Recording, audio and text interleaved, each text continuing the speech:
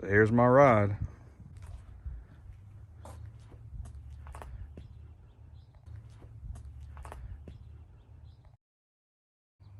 We got a cold start on a 2020 Jeep Cherokee Limited.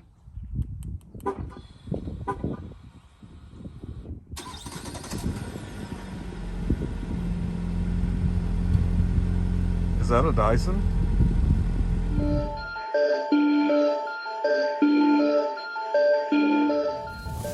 Real quick before the video gets started, we've got shirts designed by yours truly, available in large, extra large, and 2XL. If you're interested in picking up one to support the channel, check the link in the description below.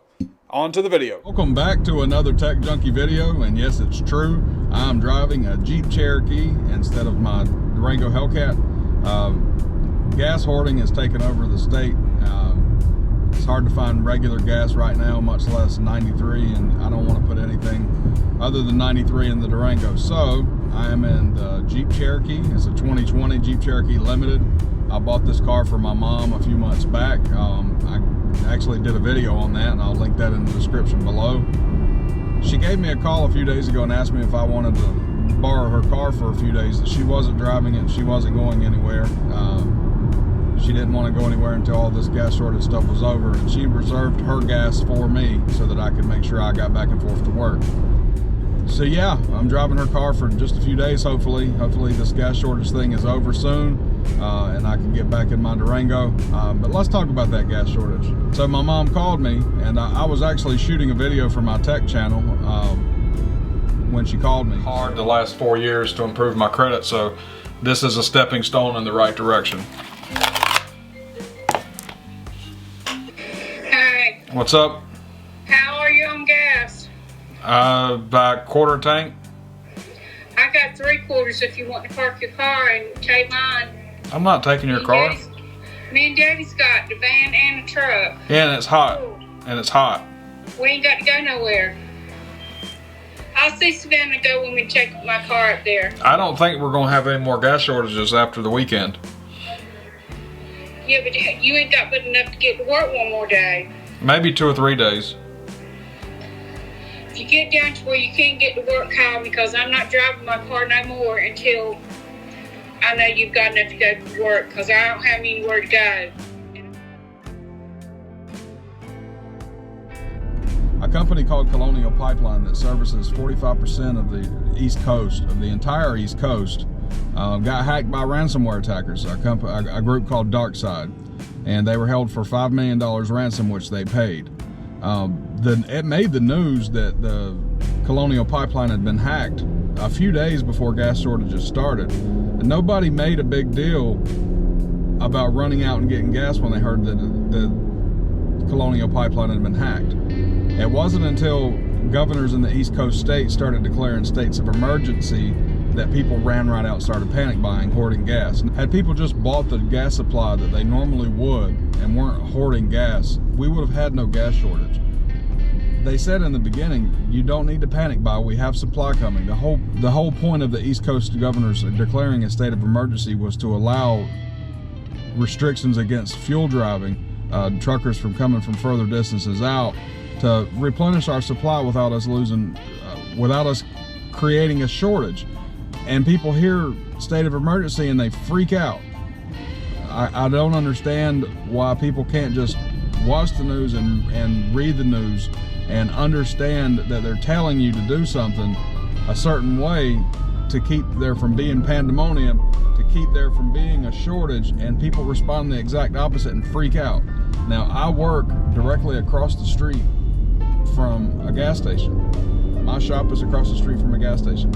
I look out my window and I see tanker trucks coming in and out 3 and 4 times a day, and people are still panic buying. Lines down the street, a mile long. Now, I haven't seen 93 octane since the last time I got gas, about a week and a day, maybe a week and a day ago, and I still have a little bit of gas left in my Durango. I'm not going to drive it anymore until 93 becomes available again, simply because I'm not going to put 87 in the car. It's not meant to go in there. I've been told that you can use 87 as long as you use an octane booster. I'm not going to take any chances. But let's get back to the subject at hand. A buddy of mine put it perfectly. Shout out Todd for this quote. people who panic buy like this, hoarding the toilet paper and hoarding gas and anything else that may be the trending item to buy this week, people who do that kind of stuff are the exact reason why the government doesn't tell us about aliens. Y'all need to smarten up and stop with the hoarding and the panic buying, because you create the problem that you're trying to avoid. If you're one of these people who is filling up gas jugs, and you're the ones that are creating the shortage, stop it.